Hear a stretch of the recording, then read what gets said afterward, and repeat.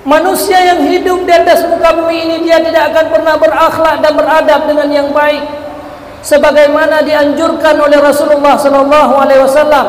Kalau seandainya dia tidak memiliki ilmu, baik pegah-pegah urung dan akhlak mihana ilmu, baik pegah-pegah urung dan akai mih tanpa adanya ilmu.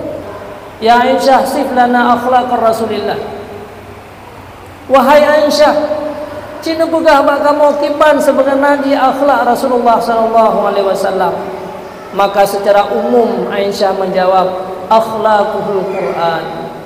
Kalau saudara ingin melihat bagaimana tingkah laku dan akhlak Rasulullah, akhlaknya adalah Al-Quranul Karim.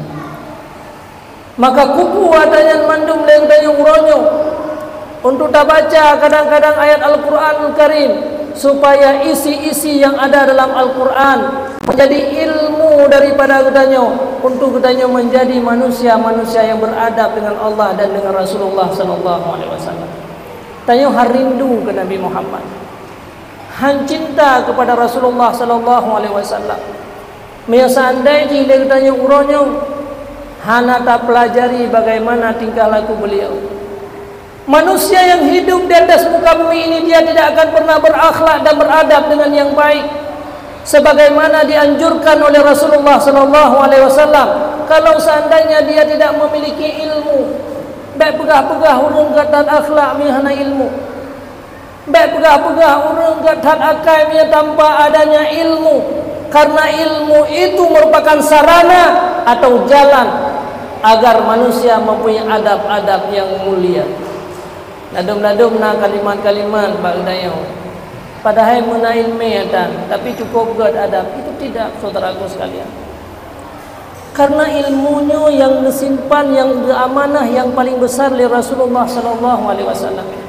Menyagedanyo tak baca kitab-kitab tasawuf, nyo lagi kitab Sirajul Talibin, kita baca kitab Ihya'ul Ulumuddin, yang seluruh isi-isi kitabnya diajarkan tentang akhlak manusia.